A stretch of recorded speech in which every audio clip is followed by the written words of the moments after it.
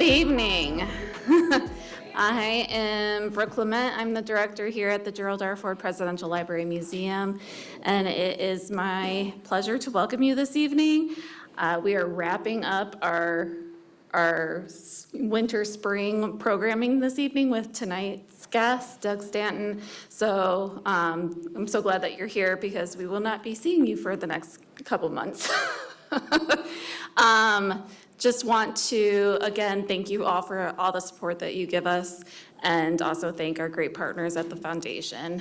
And with that, I'm going to turn it over to Joel Westfall, our deputy director here, to introduce tonight's speaker.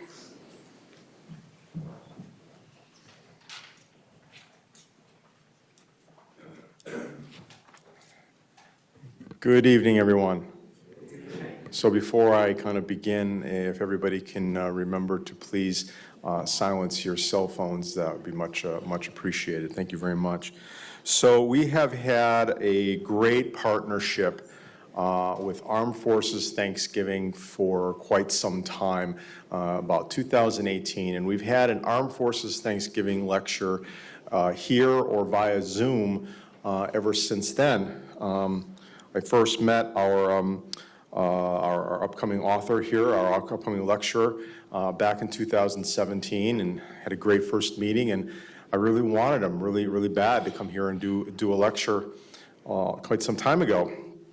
And of course, when I came here, I had all these other people who I wanted to come here as well. I had Secretary Mattis, who I ended up getting, Sir Anthony Beaver, who I ended up getting, my dear departed friend Jim Hornfisher, another major naval historian who I also got. But it was Doug who was one of the hardest ones to finally lock in and get him here to do his talk about his books. Now, of course, Doug has a great excuse because he was busy working on Echo, and I totally get that, and I'm very thankful to have him here today. So just a little bit about Doug Stanton. Doug is the #1 New York Times bestselling author, lecturer, screenwriter. His books include The Odyssey of Echo Company, In Harm's Way, and Horse Soldiers. This is echoing a little bit. Horse Soldiers was the basis for the Jerry Bruckheimer-produced movie 12 Strong, starring Chris Hemsworth and Michael Shannon, released by Warner Brothers. Today, Horse Soldiers is required reading by the United States Army Special Forces at the John F. Kennedy Special Warfare Center and School. In Harm's Way is the definitive account of the sinking, rescue, and valor of the sailors on board the USS Indianapolis. He spent more than 6 months, that book spent more than 6 months on the New York Times bestseller list and became required reading at the US Navy, on the US Navy's reading list for officers. Doug's latest book, The Odyssey of Echo Company, was the Military Times Best Book of the Year and the recipient of the Society of Midlands Authors Best Nonfiction Book Award. He has lectured at libraries, civic, corporate groups, bookstores, universities, the United States State Department, the Center for Strategic International Studies. He has recently appeared with Lynn Novick as co-producer on CBS's The Vietnam War, on C-SPAN's American History, also to discuss the Vietnam War. I'm very pleased to introduce our lecturer for tonight, Michigan's own Doug Stanton.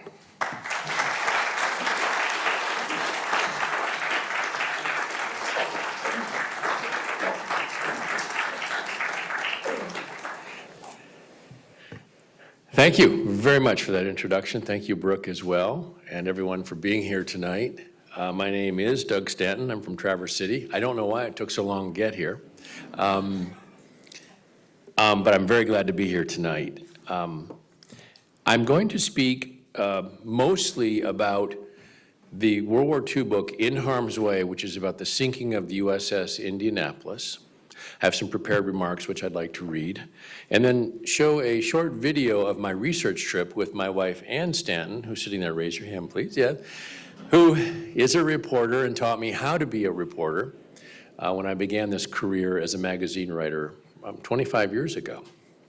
And then we can talk about the moment of that video and kind of the discoveries of that videotape, and end our evening by moving forward and talking about the Odyssey of Echo Company.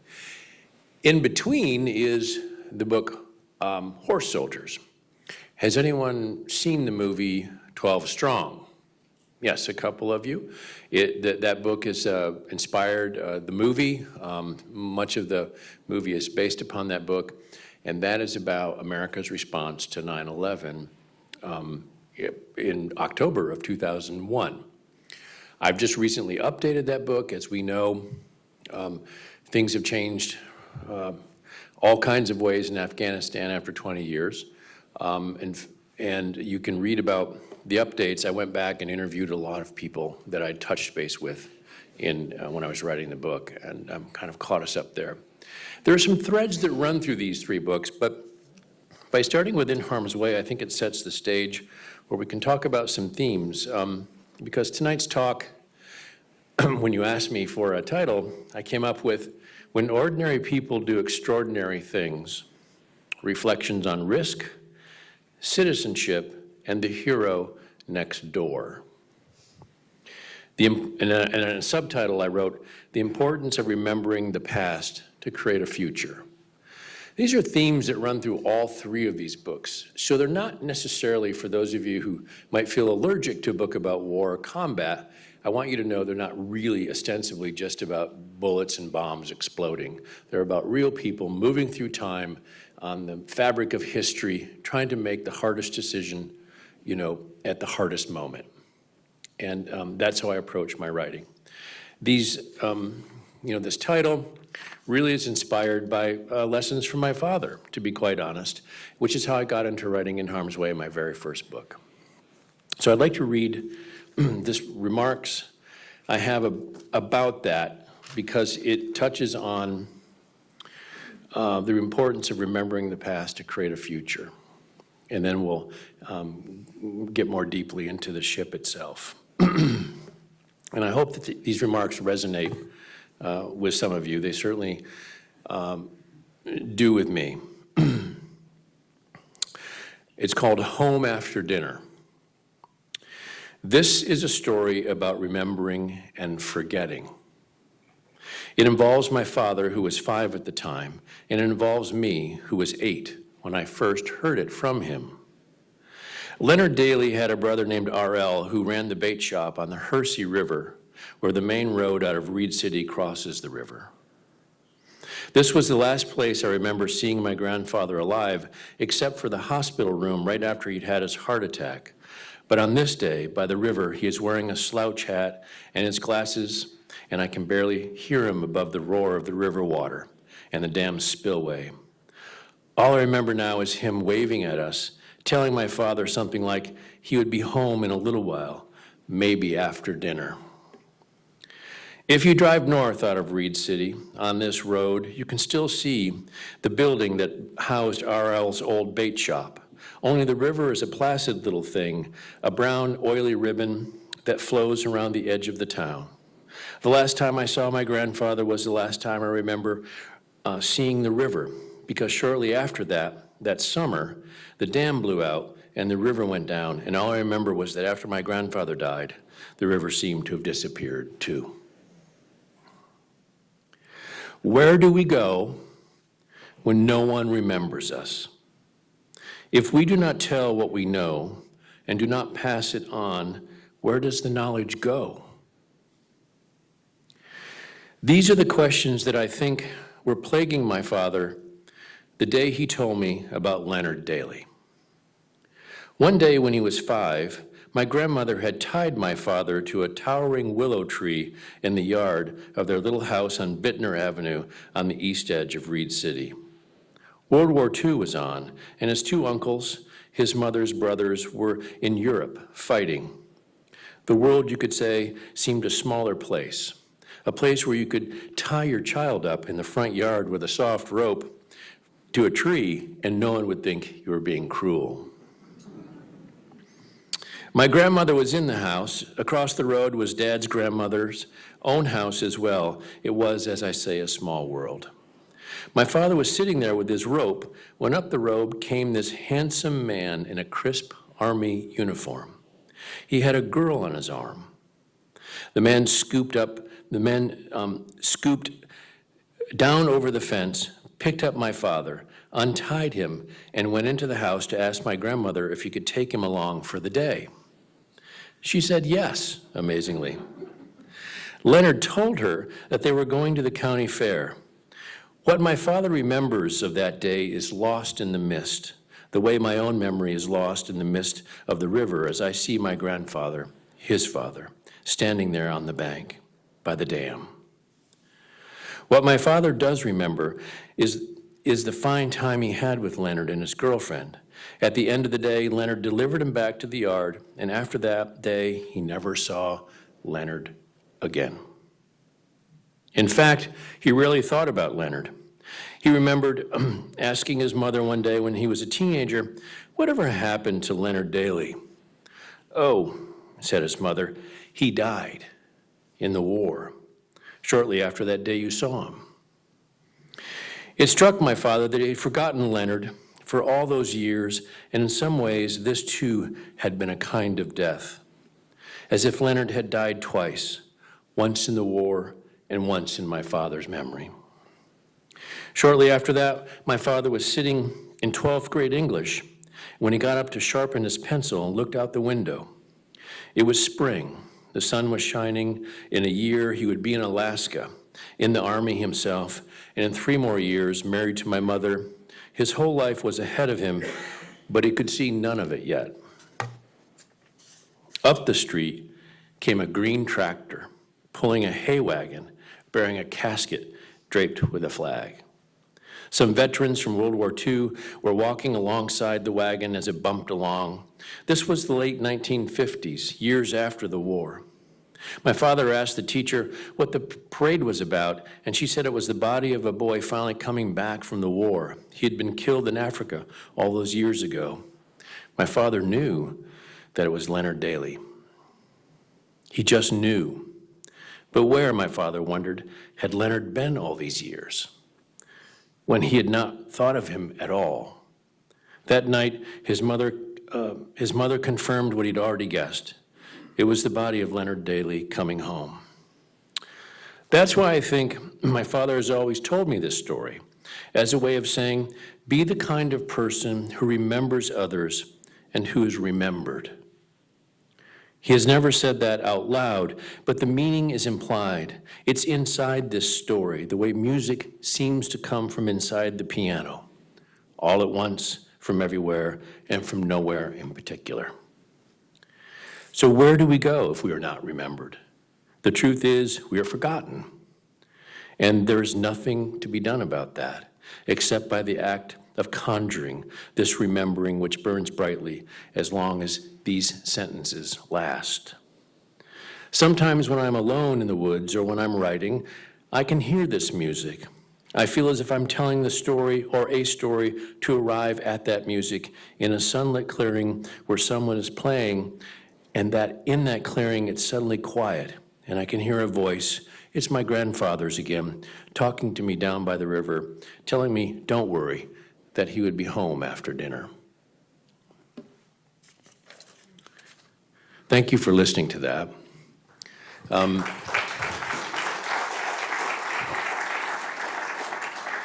It really does capture what I think a historian tries to do, right?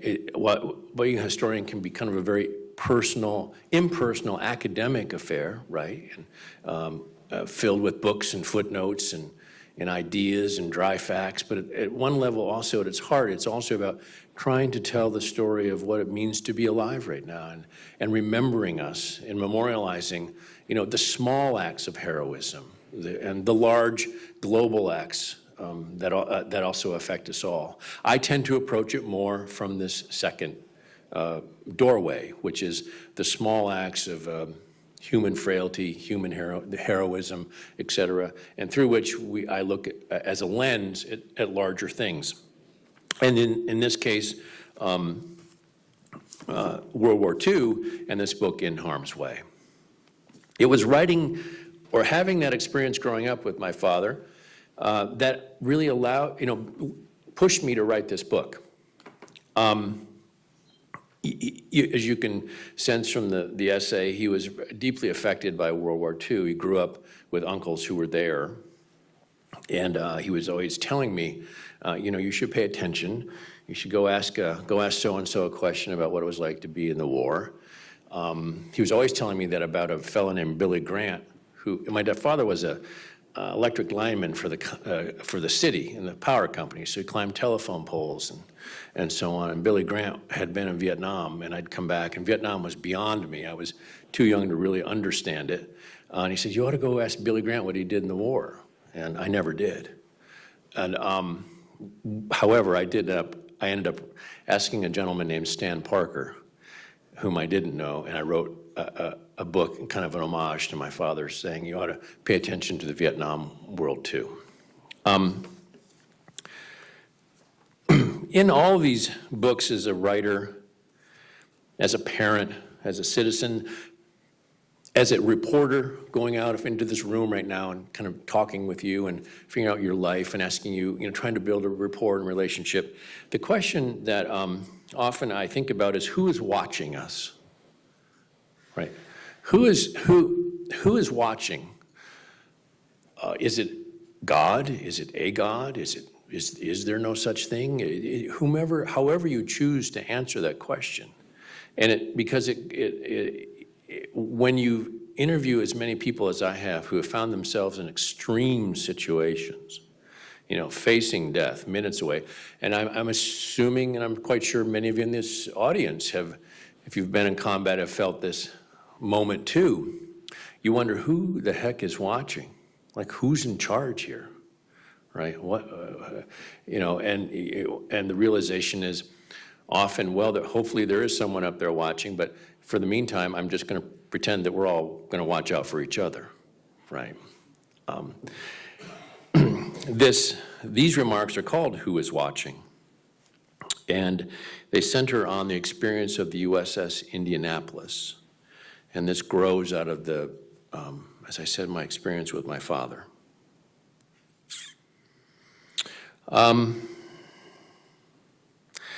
I think that the story of the USS Indianapolis is a story about ordinary people doing extraordinary things. I also think this story is about doing the right thing at the least likely, the least opportune moment, which for me defines true heroism. Heroism, I've come to learn as I've talked with these men and their families, is a matter of doing the right thing even when no one is looking, especially when no one is looking. I'm going to read a short section from this book. It's July 1945. It's just after midnight. Our ship, the USS Indianapolis, is hit by torpedoes, and it sinks in 12 minutes. The ship is 2 football fields long, and it's hard to believe that it sinks so quickly. It's in some of the deepest water on Earth. We think, and I'm now going to make us all members of this ship, we think in this room, as the ship goes down in 12 minutes, we've been torpedoed. It is, as I say, July 1945. We're headed to the Philippines. We're going to be training for an invasion of Japan later in that year. We've just delivered secret bomb components in a plywood crate, which we don't know what that is. It turns out to be the components to the atomic bomb Little Boy, which will be dropped on Hiroshima on August 6, 1945. But we in this room, on this ship, on this night after midnight, humid night in July, don't know what an atom is. We don't know what atomic power is. We don't know what fusion is. All we know is that suddenly, as we've been sleeping on the deck, all of us in this room are thrown into the water. And we think that, let me put it this way. I live in Traverse City, so if Ann and I drove back tomorrow, up 131, and we broke down, and we think, my first thought is, two tires go, I don't have 2 spares. Someone will come looking for us soon because it's the only way home, really, right? I mean, someone's got to come eventually looking for us if we don't call, we don't make any contact, and nobody comes. So what does that mean? It means no one knows we're missing, right? Only we're 300 miles offshore in deep water, surrounded by sharks, and we have no food and we have no water. And we're 16, 17, 18 years old.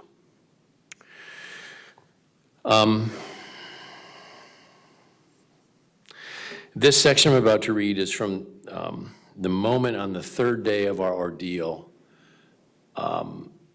when, for me, it's a make or break moment, and it gets to the heart of what this story is about. It's a Monday night when we sink. We will be rescued on Friday. Let's just say it's Wednesday.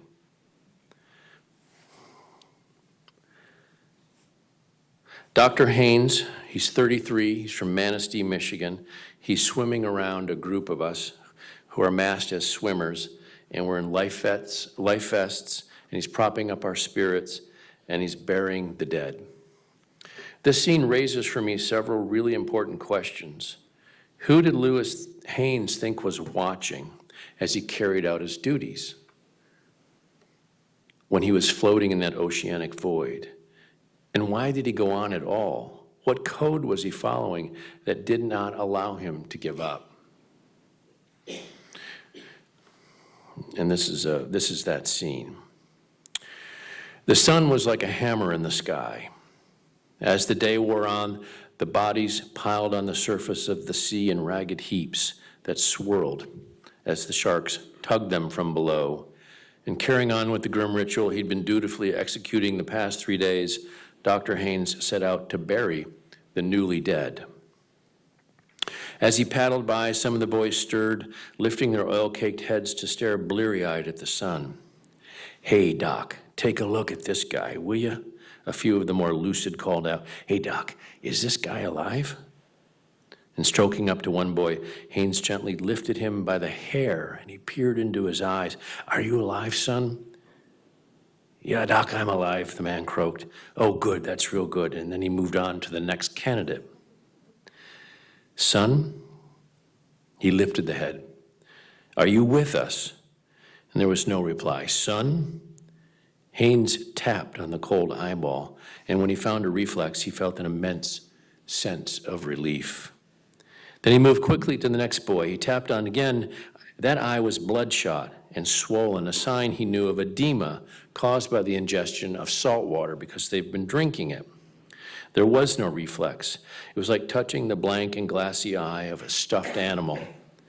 Haynes decided he had to declare this sailor dead. "This man is dead," he said, aloud. It was strange, but saying it aloud made it feel more real, like he wasn't alone. At the sound of Haynes's voice, several boys turned to watch. More than a few of them didn't. They didn't have life vests. They were half drowning, dog paddling, arms around their comrades, all trying to stay up together.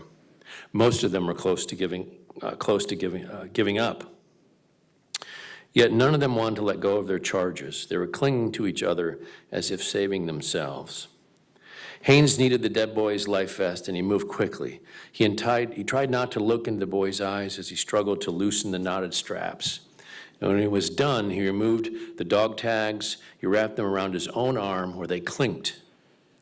He then paddled behind the body, placed one hand on the vest collar, and gave a gentle pull, easing out first the shoulders and then the arms. It looked very much like removing a coat from a sleeping child. Finally, the corpse slid free from the vest, and Haynes quickly tossed it aside, then snatched up the body before it could sink. He was determined not to let anyone go without first praying over him. He drew the cold, wet body close, grabbed it tight in a bear hug, and paused. Aboard a ship, the chaplain would do this, but Father Conway, he was close to death himself. So with his cheek pressed to the dead boy's cheek, he could smell the salt and the sweat, and he began, "Our Father, who art in heaven, hallowed be thy name. Thy kingdom come, thy will be done." Sometimes he even made it to the end of the Lord's Prayer, and often he didn't.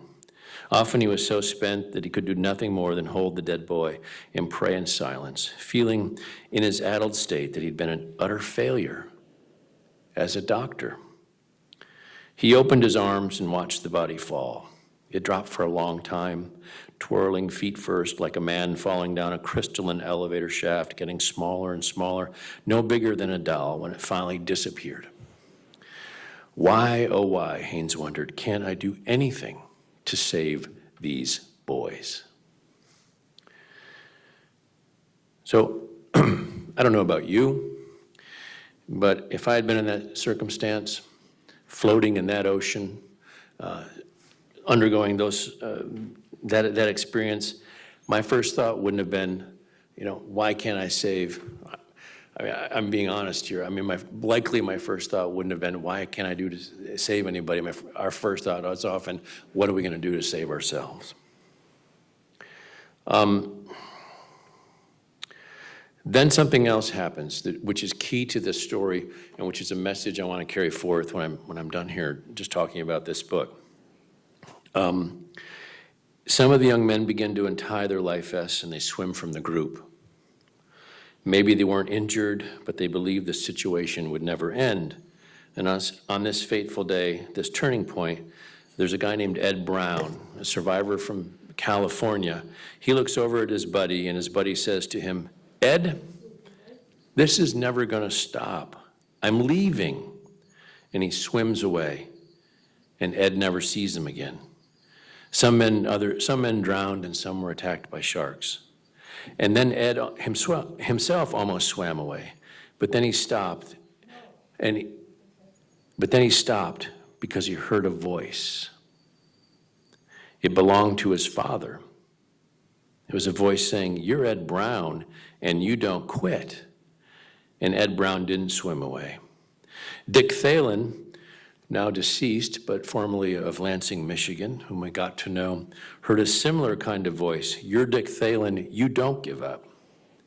So as I traveled around the U.S. on this book tour for In Harm's Way, I began to hear a lot of these kinds of stories of how certain men had heard voices, not necessarily the voice of God, but often the voice of someone who had cared or who had at one time given them an identity as someone who doesn't quit.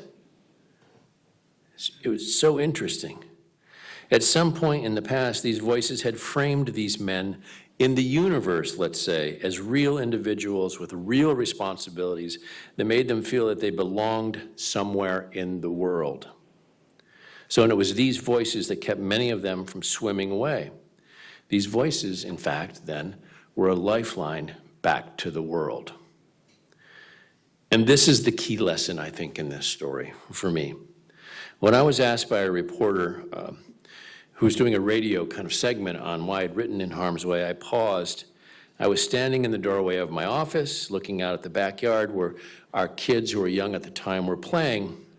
And my office was strewn with maps and photographs having to do with the ship.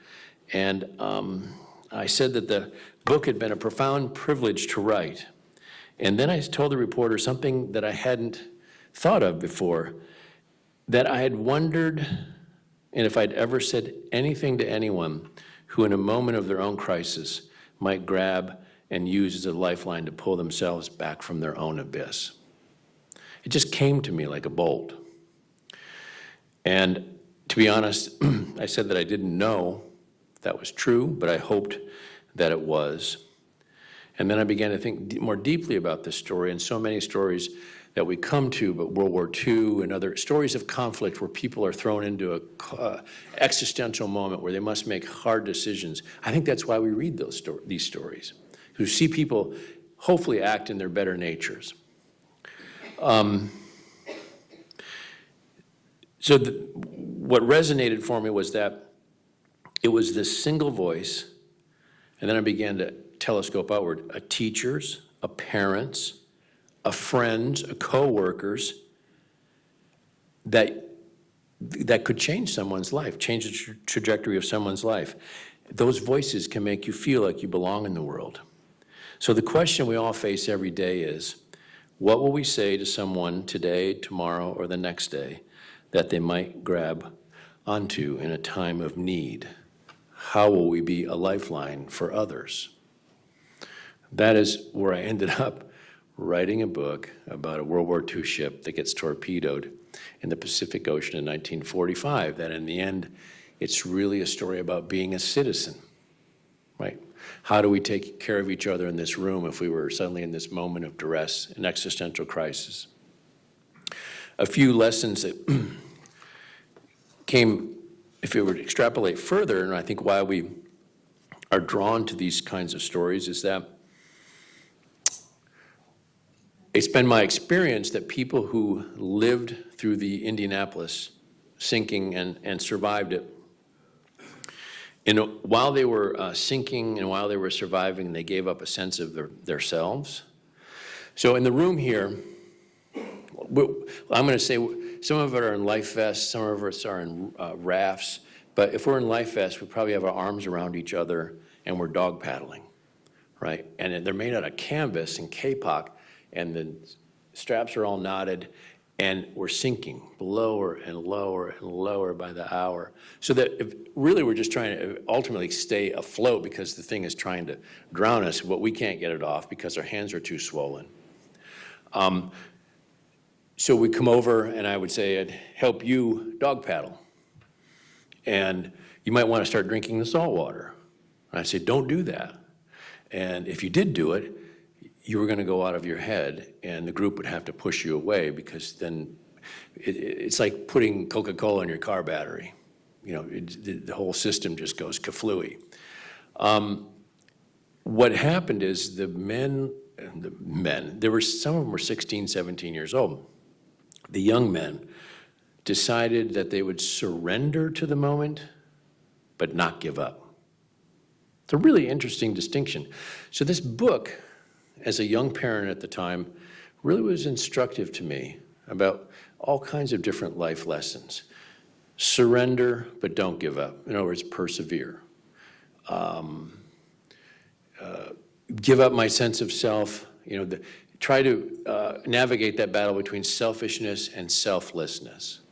And interestingly enough, those veterans in the room here, men or women, you know that when you've lived through something like this, at least in the case of the Indianapolis, they said, a lot of them said, I've never really had a bad day after I got out of that water in 1945.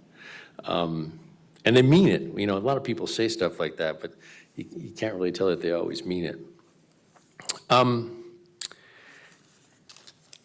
So thinking about that experience and the way I think about these books is really about being a citizen, about taking risks, about what heroism is. I want to show some reporting that Ann and I did in Vietnam as I wrote the book, The Odyssey of Echo Company. It's about 5 minutes long. And the reason I want to show it is I want you to begin to think of storytelling and history as something other than just its footnotes. And by way of introducing this video, the guys of this ship, and this is true of the Vietnam veterans too that Ann and I met, when our ship sinks and all of us in this room go down and we live and get rescued, we all go home and we never talk about it. Oh, not yet. But we get together 15 years later in the hotel in Indianapolis, Indiana, for the first time. We're now 35 years old, 35, and we talk about it. Hey, what happened to you? Someone over in the back there says, hey, Stanton, I'll just do this. It's like this. It's the Westin Hotel. They shut the door. All the men who did show up at the reunion are sitting in seats like this. Up on the dais is the captain and some key critical crew people who organized the reunion. And one of them, Giles McCoy, just says, okay, fellas, what happened? Room is dead silent, like right now. What happened? Back in the room, back of the room, stands up, shaky voice. Well, I'm afraid I killed Charlie. You're Charlie. You stand up. You didn't kill me, you idiot. I'm still here. I'm alive. You're kidding me. No, I killed you. No, I'm not. I'm alive. I'm standing right here. No, you got to be kidding me. I thought I killed you all these years. yeah, it goes on and on and on. They start talking to each other and creating the story, the history of what happened to them as a way to live. Because if you don't have that story, you don't know where you've been and what's happened to you, you can't, it's hard to move into the future, right? So this is one of the things I hope that my books do is they not recreate, they're based on the reporting of people involved, but they create a narrative by which they begin to understand what had happened to them. And this is especially true of this book, The Odyssey of Echo Company.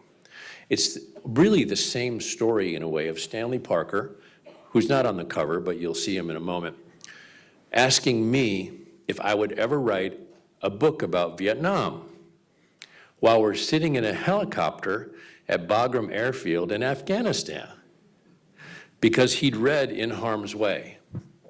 I was there researching Horse Soldiers, my book about Afghanistan. And I said, Stanley, you're 55 years old. Aren't you kind of old to still be in the Army? He said, well, I joined Special Forces. I'm here. I was in Vietnam, and I sure hope you write a book someday about Vietnam. And he wanted to understand what had happened to them. And I think it's a serious challenge for all of us that we need to put a period on the end of the sentence. What happened to you in Vietnam? If you have those people in your family. And this book, in some ways, has been a help to some. Slide it across the kitchen table and say, is this close to what happened to you? You know, it's just a starter. So Ann and I, we go there, and Stan is reading a map. He's walking around, and he says, here, I think it's here. We're driving in a van. We're not walking around yet, but we're driving in a van, and it stops. He goes, here, this is the place. I said, what? He goes, this is where we had the firefight. This is where I got shot. This is where I fired the rocket and blew up that building over there. I said, you're kidding me, you know? And because he'd been in the Army so long, he really didn't know maps, so I typically always believed him. We had grid coordinates and everything. He gets out of the van, he steps over the scrub, and he drops down into a rice paddy, and there he is, and he's standing in the rice paddy. It's dry. He goes, this is it. I said, what? He goes, this is where it happened. I said, okay. And then he just started to shake. He had a flashback. And one of the things I've learned, and I tell this to students too, when I urge them to interview people in their family who've been in a war, is you don't have to fix this moment. It wasn't Stan did not want me to make him feel better or fix it or say anything to him. He just wanted me to stand there and basically just acknowledge it and not laugh. Right? The biggest thing that a Vietnam veteran fears is you're going to laugh at him or not pay attention or want to hear it. And I just stood there, Stan, and he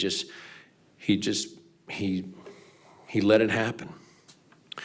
And we began to talk. I began to pull out a small video camera and just began to film for reporting purposes what was happening. And it was then that something truly special happened that was not scripted, although we had gone into the village earlier and made our announcement of our presence, and that announcement elicited what happened next year. So I'll let this roll, and then we can talk about this story after we hear it.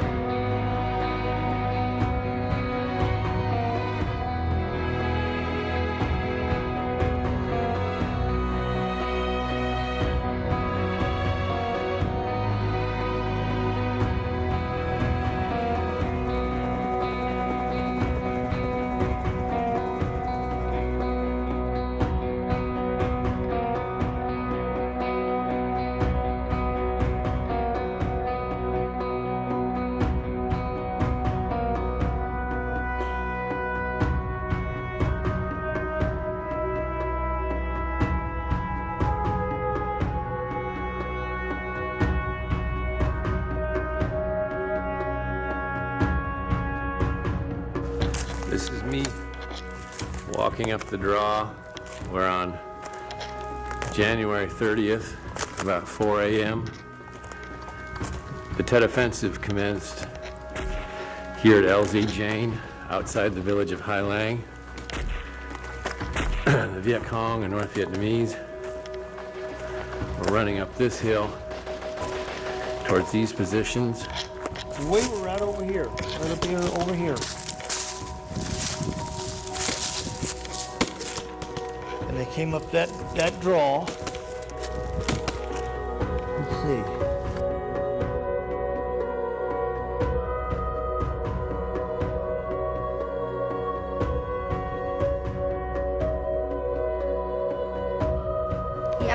Hồi này gọi là tiểu đoàn kỳ binh bay. Who are you? I say, you are me, American soldiers, at this place. This was our Kỳ binh bay. He say, infantry, is it? Yeah. Infantry? Paint the color to appear at night time and kill one by one. Yeah.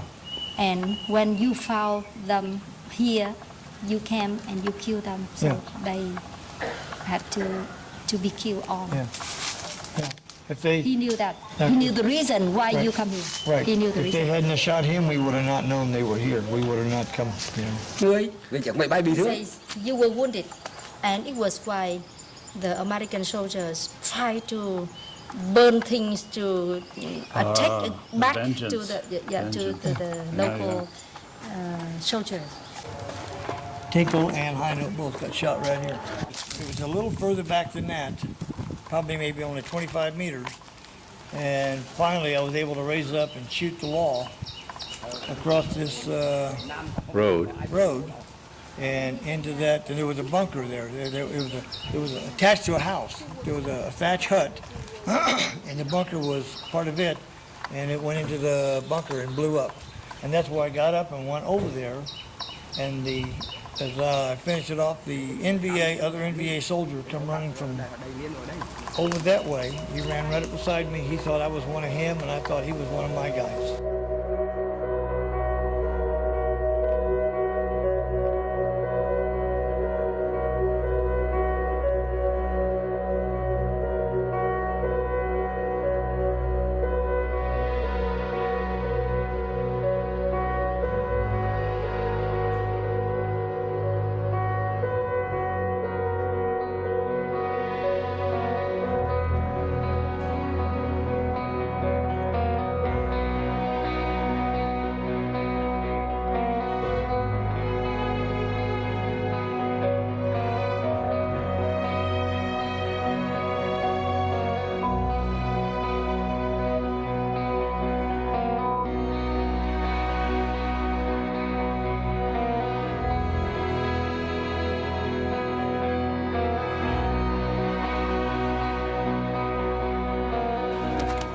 Yeah, this is great.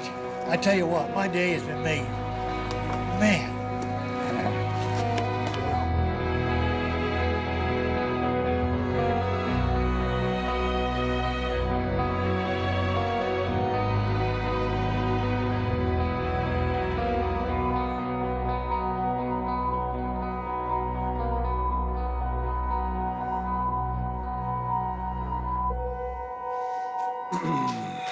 Oh, thank you. Yes.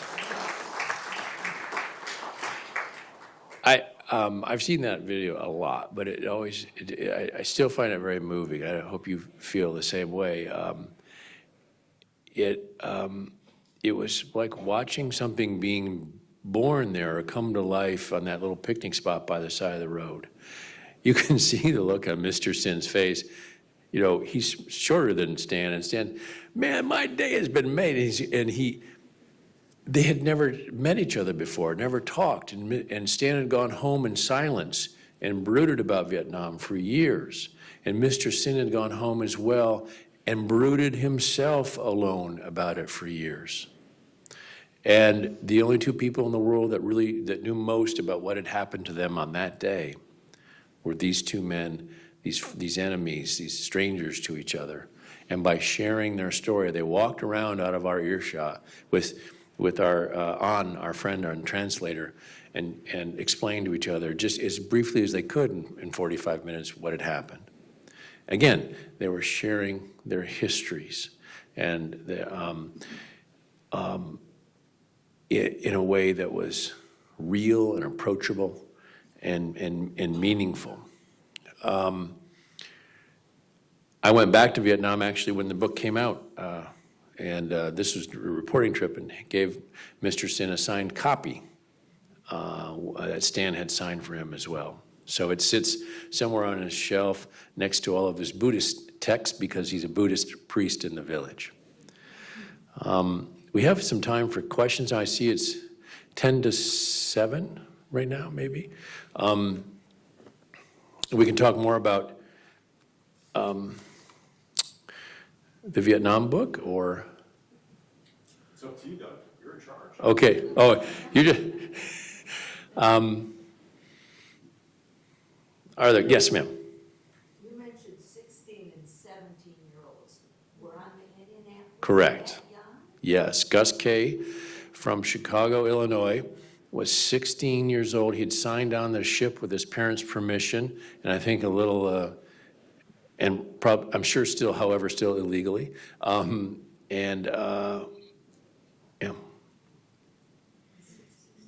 Dr. Haynes, who the scene I read about the life, I interviewed Dr. Haynes in Florida, and he's now passed away, but he was 33, one of the senior people on the ship, and the captain was 48.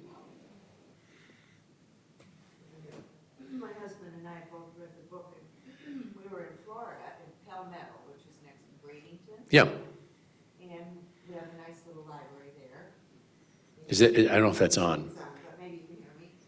And we drove into the library, and next to us was this pickup truck with the license plate said, "Survivor of the Indianapolis." So I said to my husband, "We're not going in the library. We're staying right here until he comes out." And he did come out, and we approached him and said, you know, we read the book, and we were thrilled to meet him, and he was, I think, from Indiana, don't you think so, Howard? And he was wintering in Florida, so one of your, Do you remember his name and how long ago this was? sorry. Okay. Yeah. I tell you, that's an interesting moment.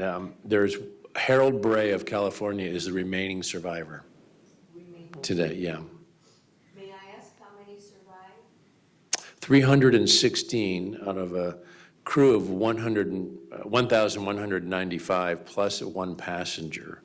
So 880 perished over the 5-day ordeal. There are many ways to think about the Indianapolis story. I chose a court-martial, a naval battle. I chose to do something different and ask these men, these young men, how they survived, which is what I drew most of my message from tonight about, which they hadn't been asked before. It's very interesting. So, yes, sir.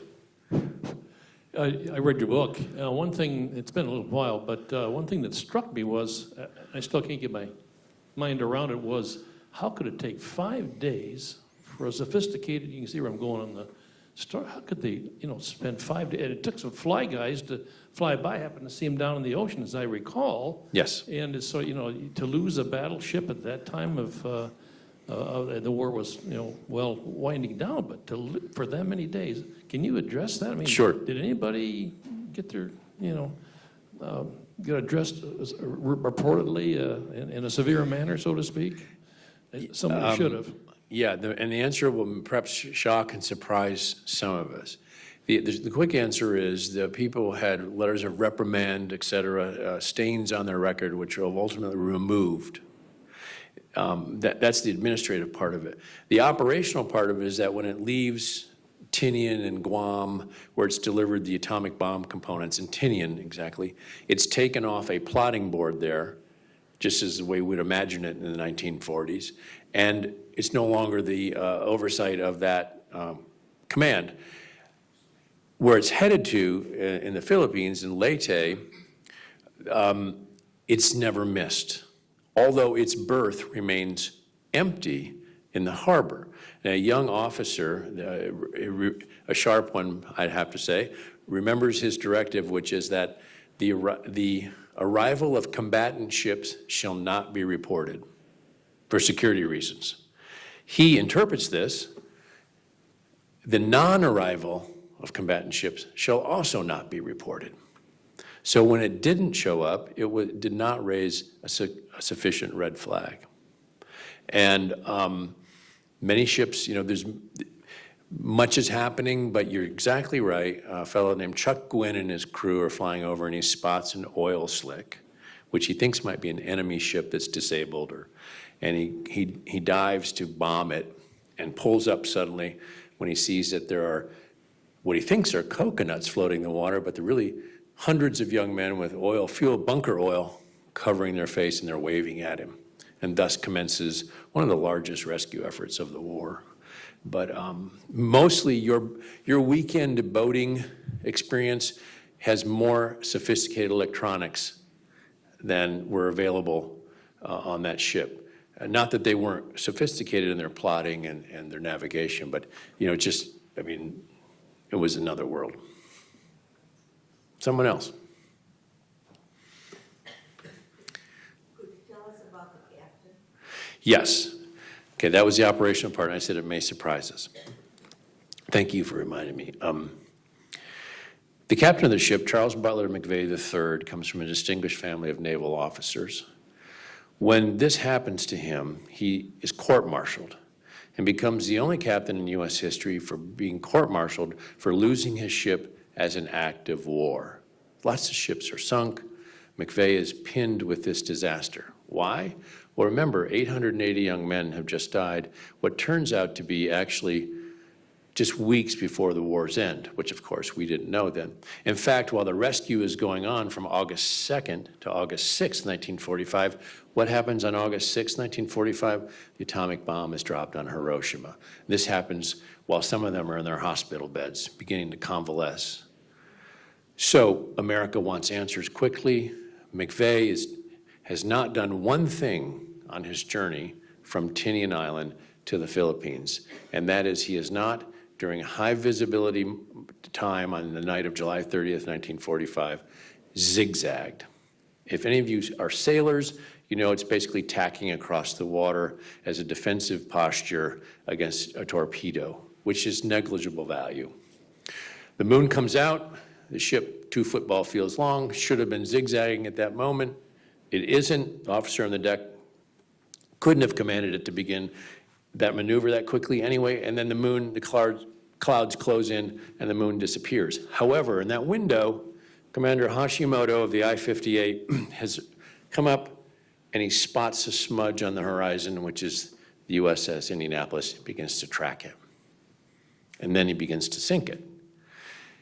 It gets interesting because Hashimoto is called to Washington, D.C. at McVeigh's court-martial and testifies, even if McVeigh had been zigzagging, that was the charge. So your ship is sunk, Captain. You weren't zigzagging, therefore it was sunk because you weren't zigzagging. Hashimoto says, now imagine, the war's just ended. You're a Japanese submarine commander. You've been called over to D.C. to testify. He says, no, there's nothing McVeigh could have done. I was going to sink him anyway. And in fact, another sub-commander named Glenn Donahoe testifies to the same effect, really supporting McVeigh's contention. But I have to point out that McVeigh really never made a contention. He never argued the issue. Because why? He wasn't zigzagging. And he's a naval captain. So what technically it means is, this story gets into all kinds of issues of command and responsibility, taking responsibility. He takes responsibility, even though, I'll jump to the end here. I'm not going to jump to the end. He takes responsibility, even though it wouldn't have saved the ship. And I wrote another piece for the New York Times. I said, sometimes you want to reach out and grab McVeigh and shake him and say, forgive yourself. Because in November of 1968, he walks to the steps of his house in Litchfield, Connecticut, and shoots himself. Unable to live with the guilt. And there are many things going on in his life. It wasn't just this. I was lucky enough to meet his stepson and go to that house and talk with his stepson and his two sons as well. But he never complained, and you wish sometimes that he would have. But he took total responsibility for this disaster. Yeah. Did you want to show the trailer for 12 Strong? Yeah? Okay, sure. Let's show it. Thanks. So that's another lesson, this idea of taking responsibility. And I just want to, finally McVeigh is exonerated in July of 2000. The Navy and both the U.S. Congress, not at that exact moment, but they begin to adopt the posture that McVeigh is not thought to be culpable for this disaster and so many deaths. So his record and his memory are somehow are left in better shape. And when I asked the survivors, why did you stick up for him? I said, because he never blamed anybody else. He took responsibility. The other people that got the letters of reprimand, and they oh, not me, I didn't do, it wasn't my fault, et cetera, et cetera, et cetera. We'll end tonight, and we can talk after we see this trailer. Oh, we have yes, ma'am. This is very minor, but do you know why he didn't zigzag? I mean, I know it was. Yeah. This is what I mean. He was supposed to, and he didn't. Exactly. It is dark, it's murky. I went back through all the weather records, looked at that night, all the naval records, and it was, the conditions were such that he was permitted to sail in a straight line course at about 16, 17 knots. Because it really was a misty, murky, occluded night. But then this thing happened, and so boom, yeah, that nabbed him. Okay, anyone, should we just roll it? It's the movie trailer to a movie called 12 Strong, based on my book, Horse Soldiers.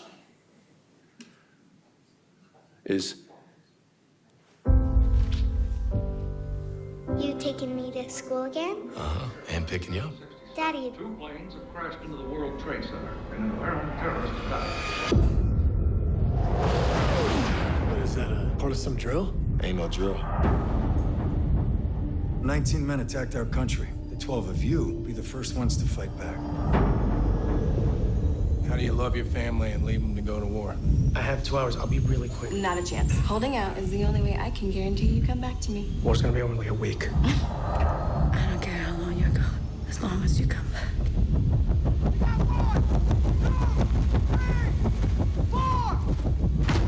Every step we take is gonna be on a minefield from 100 different wars. Odds are we're not all gonna make it out of this one. If we don't take that city, World Trade Center is just the beginning. We're teaming up with the general of the Northern Alliance that we know nothing about. General, you show me exactly where we're going. Over the mountains. We take horses. All right, who's ridden before? Anyone? Summer camp when I was 9. Spring break, when I was pretty hammered. Does it have a name? The name. Great, this will be fun. We're outnumbered. 50,000 Taliban and Al-Qaeda fighters. We're on our own. I can't order anyone to do this. Do you want to surrender? Keep your finger on the trigger. Just stay there. Oh, God. Well, I won't back down. There's no playbook here. We're gonna have to write it ourselves. No, I won't back down. I ain't losing one man on this team. You could stand me up at the gates of hell, but I won't back down. We're fighting with horsemen against tanks.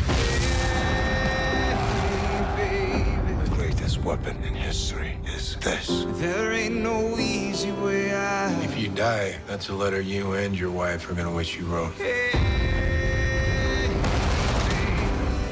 made her a promise. I'm coming home. Won't back down. 12 Strong, the declassified true story of the horse soldiers.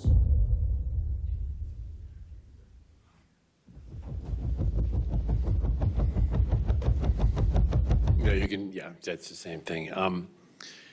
So a couple of people had seen that movie. Boy, we're really jumping around here in the history of warfare.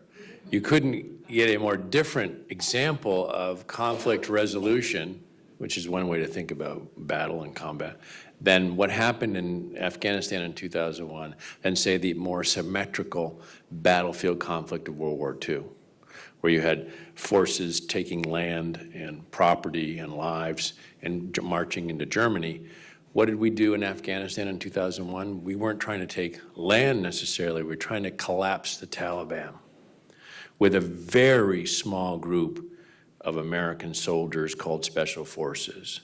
And it worked until about 2002, until we went to Iraq, and then let our foot off the gas, and then returned to Afghanistan in 09, 10, et cetera, and finally just 2 Augusts ago. It worked for a whole bunch of reasons. I don't know, is anyone here been in Special Forces or familiar with the term unconventional warfare? So, anyone have any questions about this? Has anyone read Horse Soldiers? Ah, there you go. You win the door prize.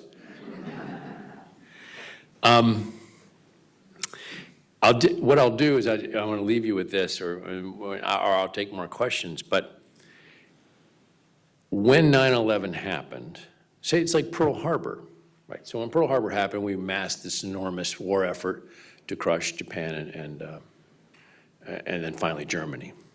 When 9/11 happened, we did not mass an enormous force, right? I mean, it was in the news, but you're thinking, well, what's going on in Afghanistan? Well, 2 teams of 12 Special Forces soldiers are infiltrated by Chinook helicopter late at night, deep into Afghanistan.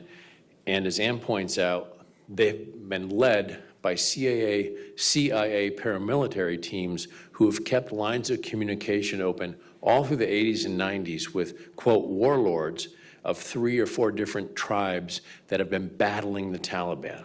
There's so much we didn't know in 2001 about what was going on over there. But just these small groups of men, led by the CIA, who would sit down in the dirt and say, what do you need? What do you want? What's going on with your group, your tribe? And they said, the CIA would say, we've got some friends coming in, they want to bring you weapons. These different tribes, the Hazaras, the Tajiks, et cetera, had been fighting each other and the Taliban for a decade or more and losing. So the Taliban owned about 90% of the country in 2001. Almost had taken all of it. When 9/11 happened, when I interviewed some Afghans, I went there twice, they said, finally, the Americans will come. Why are they on horses? This gets to the point of what happened. Because they don't have any money. They don't have an air force. They don't really have tanks or armor. They have horses, and they can ride across the field and charge the Taliban line, which is armored. They do have jets. They do have a lot of gear. And so you have this ragtag group of, quote, indigenous Afghan fighters who do not like the Taliban, and they would be fighting for decades. An example would be they charge the line, they overrun the Taliban line because the mechanized weapon can't adjust its fire quickly enough to a person on horseback, right? So they get overwhelmed and overrun. They would retreat, drive their tanks and trucks to the next hilltop, turn around, and then blast the Afghans off the hill that they had just taken. And then the Afghans would retreat and their horses up into the mountains where they couldn't be pursued. This goes on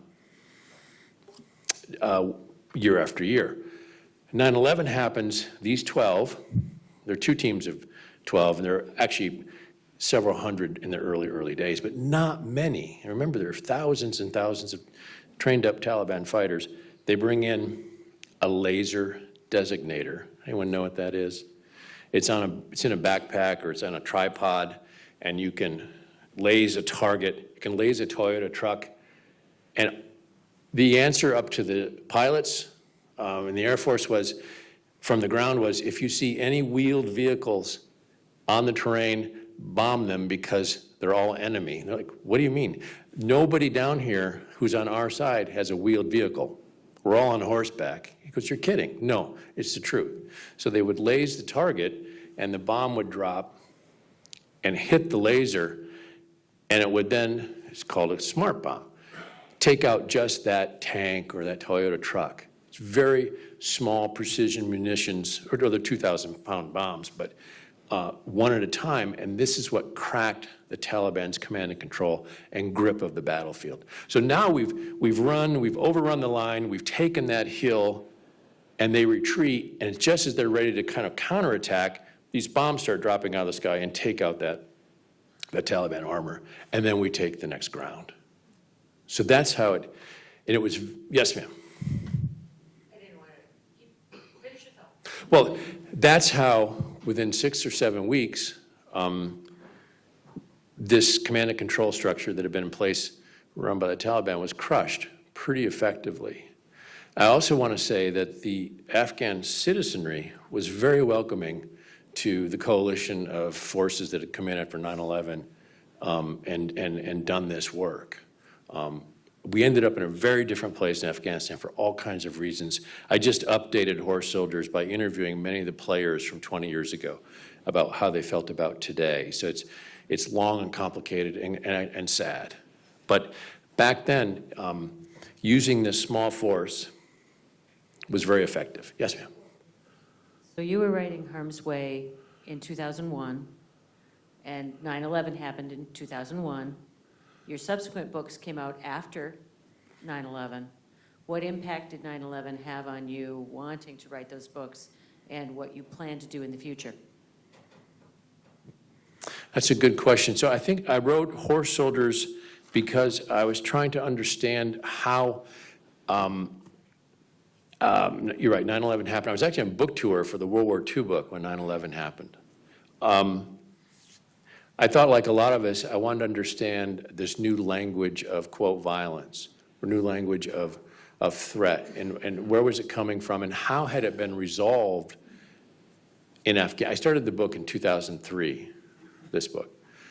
How did it work? And briefly, if you have a moment, it works really in an interesting way. Each one of us in the room are all part of these SF teams. I don't know how many there are here. There's 48 of us, maybe. There's 4 teams of 12 in this room. And on that team, each team can be split into 4 components of 3 people each. We're all cross-trained. You and I might be medics, you might be communications and weapons, but you know 2 jobs. And we're all have been deputized. Decision-making goes from the ground up, not from the bottom down. And there was all kinds of thinking now in the business world that's been drawn from the lessons of Afghanistan, for better or for worse, about how you can how you work in groups to make decisions. Because this was not a huge command structure operation.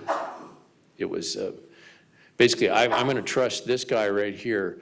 I'm the general. I'm going to send him out. He's going to work with the warlord. And I'm trusting you that you're going to make the right decisions to be the right response to 9/11, and you're not going to screw it up. You're not going to break any laws, and because that's how you've been trained. And by the way, you speak Dari. You might speak a little Arabic, and you're totally in tune with the cultural mores and religious mores of the group because you become part of them in order to bond with them to work together to one goal. So, Doug, we're going to do one last question here, and then. This might be an interesting question. I was born in World War II, and my dad and all my uncles fought in World War II. My brothers fought in Vietnam, and also have nieces and nephews that were in Afghanistan. yeah. And I worked in the aerospace and defense industry for 40 years. I've been around defense people. I'm interested in your perspective, having written about all 3 of those, about the men and women that came back and how they felt about returning to the United States. World War II was wonderful.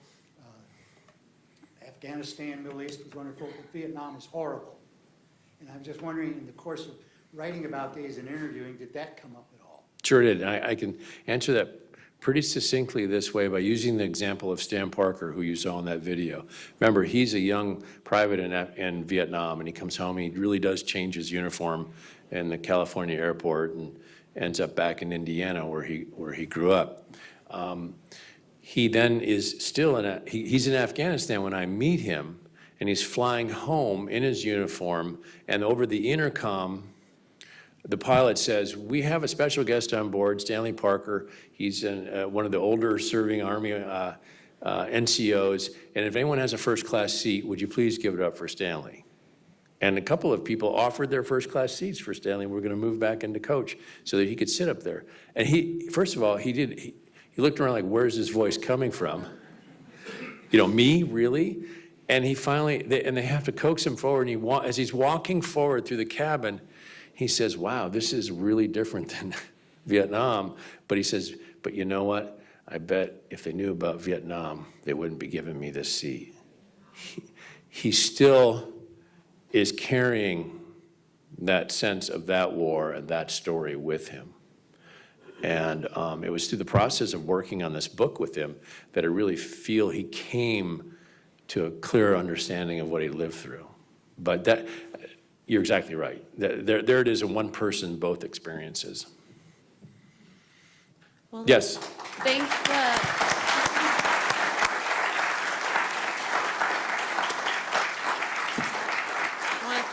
I want to thank Doug and his wife Ann for being here tonight, and we have a gift for you. Thank you. Just want to thank the foundation again, Armed Forces Thanksgiving, for helping us bring Doug to our auditorium this evening. And Doug's going to be out in the lobby signing books, so please go ahead and head out there. There's a dessert reception too. Yeah, thank you so much for spending the time with me and allowing me to talk about some of these stories. I hope they've been of some meaning to you, and I really appreciate your presence. And thank you both for having me down here.